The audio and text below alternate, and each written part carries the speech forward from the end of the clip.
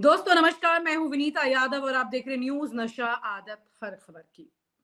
खबर बड़ी दिलचस्प है क्योंकि अब कोर्ट में चुनाव आयोग कटघरे में है और कटघरे में चुनाव आयोग है, तो इसका मतलब साफ है कि चुनाव आयोग के वो तमाम काम जिसकी वजह से सवाल उठ रहे हैं वो सब कटघरे में है।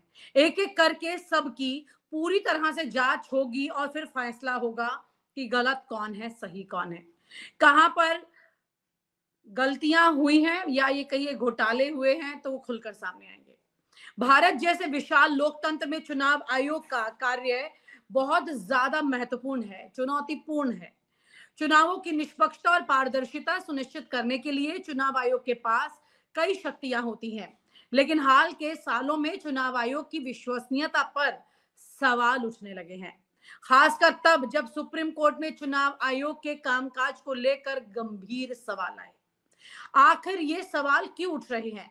क्या सच में चुनाव आयोग की प्रक्रिया में कोई ऐसी कमजोरी है जिससे चुनाव परिणामों में हेरफेर संभव है?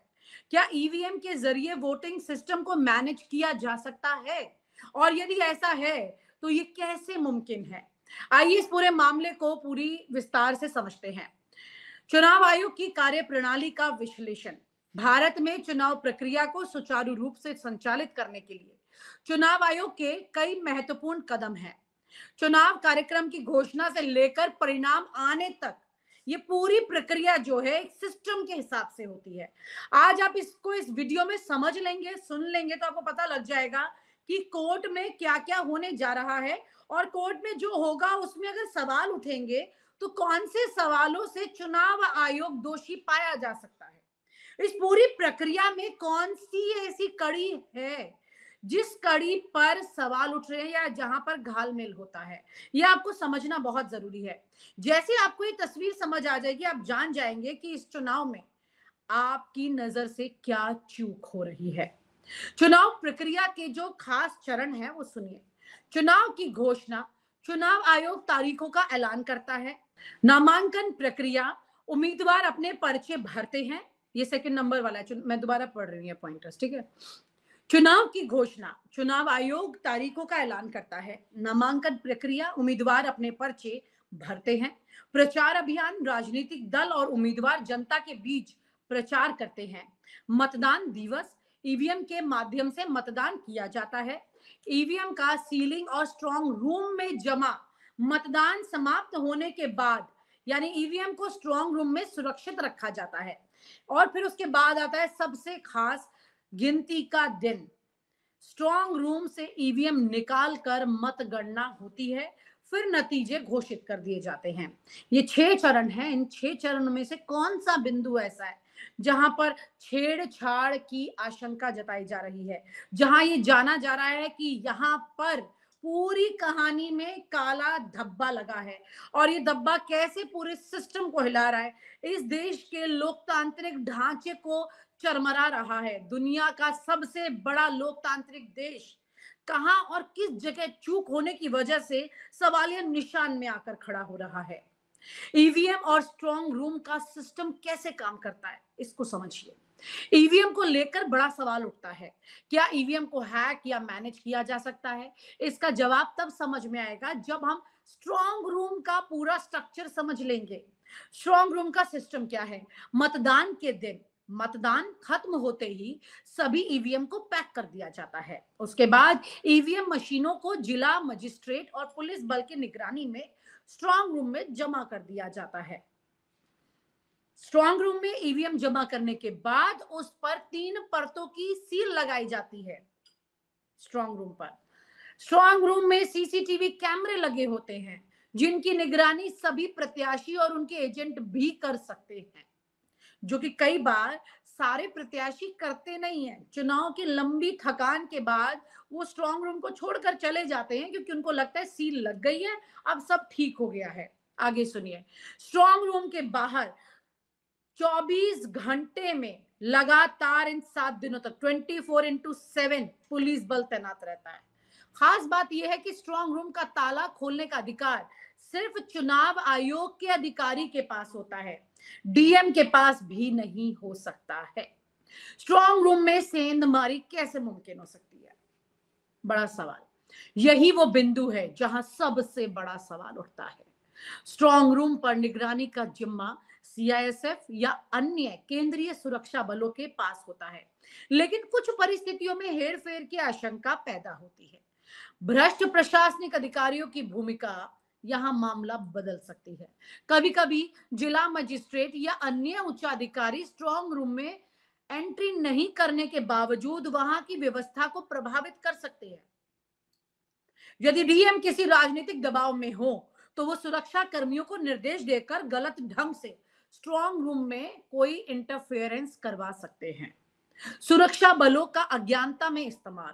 कई बार सुरक्षा कर्मी बिना जानकारी के अधिकारियों के कहने पर स्ट्रांग रूम का दरवाजा खोलने में मदद कर सकते हैं। ये प्रक्रिया बहुत ज्यादा संवेदनशील होती है और कई बार सुरक्षा कर्मियों को यह अंदाजा नहीं होता कि वो किसी हेर फेर का हिस्सा बन रहे हैं। फर्जी निरीक्षण का खेल। चुनाव आयोग या प्रशासन के नाम पर फर्जी निरीक्षण करने वाले कुछ लोग सुरक्षा कर्मियों को गुमराह कर देते हैं। ईवीएम में हेरफेर कैसे मुमकिन हो सकती है? ईवीएम पूरी तरह से फुल प्रूफ नहीं है। हालांकि चुनाव आयोग दावा करता है कि ईवीएम में हेरफेर नहीं हो सकती, लेकिन कई तकनीकी विशेषज्ञों का मानना है कि कुछ स्थितियां ऐसी हैं जिसमें ये छेड़छाड़ मुमकिन है। Manual data feeding. ईवीएम के वोटिंग डेटा को बाद में वीवीपैट से मिलाया जाता है, यानी यदि स्ट्रांग रूम में ईवीएम को रिप्लेस कर दिया जाए और या उसकी चिप बदल दी जाए तो वोटिंग डेटा में बदलाव आराम से किया जा सकता है। सिग्नल जैमर का खेल। ऐसा दावा किया जाता है कि ईवीएम में विशेष चिप का उपयोग कर गुप्त रूप से रिमोट सिग्नल भेजकर वोट डेटा में हेरफेर किया जा सकता है। हालांकि चुनाव आयोग इस दावे का पूरी तरह से खंडन करता है, लेकिन कुछ जानकार इसे संभव बताते हैं। चुनाव आयोग पर सवाल क्यों उठ रहे हैं? सुप्रीम कोर्ट में शिकायतें हैं कि हाल ही में सुप्रीम कोर्ट में याचिका दाखिल हुई जिनमें आरोप लगाया गया कि ईवीएम के डेटा में छेड़छाड़ मुमकिन है। कोर्ट ने इस मुद्दे पर पूरी जानकारी मांगी है। ईवीएम गायब होने की घटनाएं भी कई बार सामने आई हैं। कई रिपोर्ट्स में यह सामने आया है कि ईवीएम कोई लेकर जा रहा है, कहीं और से ईवीएम बरामद हो जाती है। तमाम तरह की तस्वीरें बाकायदा वीडियो में रिकॉर्ड हुई हैं। ये मामूली बात नहीं है। विपक्षी दलों ने कई बार इस मुद्दे को चुनाव आयोग को घेरा। इस मुद्दे पर वीवीपैट का मुद्दा। वीवीपैट का डेटा केवल सीमित मतदान केंद्रों में ही गिना जाता है, जिससे संदेह की स्थिति पैदा हो जाती है। विशेषज्ञों का ये कहना है कि वीवीपैट की गिनती को अनिवार्य बनाकर ही पारदर्शिता सुनिश्चित की जा सकती है। बीजेपी पर हेरफेर के आरोप क्यों लग रहे हैं? बीते कुछ सालों में विपक्षी दलों द्वारा बीजेपी पर ईवीएम में हेरफेर के आरोप लगातार लगाए गए हैं। चुनावी नतीजों में बीजेपी की अप्रत्याशित बढ़त। कई बार ऐसे नतीजे सामने आए हैं जहां विपक्ष मजबूत स्थिति में था, लेकिन आखिरी पलों में बीजेपी को फायदा हुआ। आरोप है कि इस दौरान स्ट्रांग रूम में हेरफेर हो सकती है। ईवीएम की सुरक्षा पर यहां सवाल उठते हैं। विपक्षी दलों का दावा है कि कुछ क्षेत्रों में ईवीएम को स्ट्रांग रूम तक पहुंचाने में बीजेपी के सपोर्ट में कुछ अधिकारी गड़बड़ करते रहे हैं। इस तरह के आरोप लग रहे हैं। अधिकारियों पर यहां बहुत बड़ा सवाल आ चुका है। समाधान इसका क्या हो सकता है? वीवीपैट की 100% गिनती। चुनाव आयोग को हर निर्वाचन क्षेत्र में वीवीपैट की पूरी गिनती करवानी चाहिए। स्ट्रांग रूम की 24 घंटे live streaming, 24x7 live streaming जरूरी है। सीसीटीवी फुटेज को सार्वजनिक करना चाहिए ताकि आम जनता भी इस पर नजर रख सके। स्वतंत्र एजेंसियों द्वारा जांच। चुनावी प्रक्रिया पर नजर रखने के लिए स्वतंत्र एजेंसियों को जिम्मेदारी दी जानी चाहिए।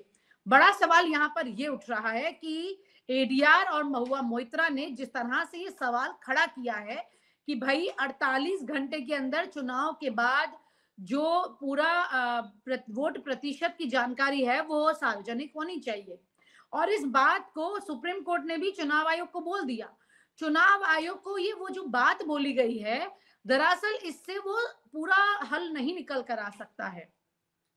यहां पर बड़ा सवाल ये उठ रहा है कि अगर ये डेटा सामने आ भी जाता है तो ये मिलान जब होगा तो किस आधार पर क्या चीजें बताई जा सकती हैं, क्योंकि अगर स्ट्रांग रूम में ये पूरा मामला पलट दिया गया क्योंकि 48 घंटे में आप वोट प्रतिशत की जानकारी का मिलान जो है सार्वजनिक करने की बात कर रहे हैं, वो आप कर दीजिए। लेकिन ये 100% का जो मामला है, जो वोट डाला, जो आपके सामने सार्वजनिक हो गया, उसमें आप कैसे बता पाएंगे कि उसके अंदर की छेड़छाड़ कब हुई, क्या हुई? क्योंकि आपको ये तो नहीं पता लग सकता कि कितने घरों ने किसको वोट दिया। ऐसे तो जानकारी आ भी नहीं सकती, ये लोकतांत्रिक देश है, इसमें ये सबसे ज्यादा गोपनीय बात है और इसको खुलासा कभी नहीं होना चाहिए।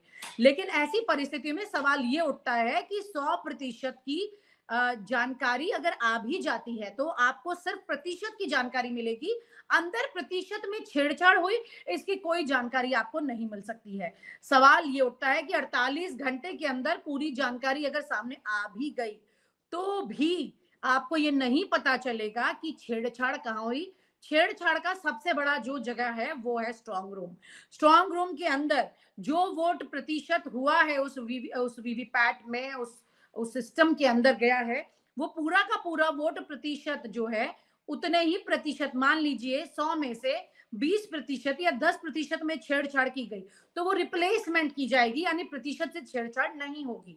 ऐसी परिस्थिति में स्ट्रांग रूम का सीसीटीवी फुटेज 24 घंटे जिस दौरान स्ट्रांग रूम में सिस्टम रखा हुआ है, ईवीएम रखी हुई है, वो सार्वजनिक करना चाहिए। अगर सार्वजनिक आम जन के लिए ना भी करे तो उस सीसीटीवी फुटेज का 24 घंटे का टेलीकास्ट जो है वो कम से कम तमाम जो लोग प्रत्याशी हैं उनके सामने होना चाहिए, ताकि वो अपने घर बैठकर भी उस पर नजर रख सके। अक्सर प्रत्याशी थक जाते हैं, चुनाव होने के बाद स्ट्रांग रूम के बाहर उतना नहीं टिक पाते हैं, और यही कमजोर कड़ी है जहां बड़ा खेल हो सकता है। और अगर ये सीसीटीवी फुटेज लगातार 24 घंटे प्रत्याशी अपने घर से बैठ करके भी देख सकता है, तो ये मानकर चलिए कि ये एक कड़ी नजर बहुत बड़ी लोकतंत्र की इज्जत को बचा सकती है। और आप हमसे जुड़े रहने के लिए सब्सक्राइब करें YouTube पर, फॉलो करें Twitter पर और लाइक करें Facebook पर। और ज्यादा जानकारी के लिए आपको टाइप करना होगा सिर्फ न्यूज़ नशा।